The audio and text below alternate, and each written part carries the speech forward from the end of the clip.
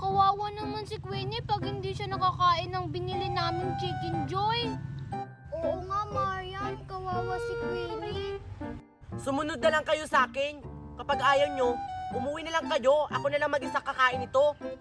Ayaw namin, no? Gutom na kaya ako. Yun pala eh. O sige na, ano pang hinihintay natin? Kainin na natin to. Baka bumalik pa yun. Oo nga, no? Nandito na ang tuyo, nandito na ang tuyo. Magmumukbang na kami ng Chicken Joy. Ang sarap. Ang sarap talaga ng Chicken Joy.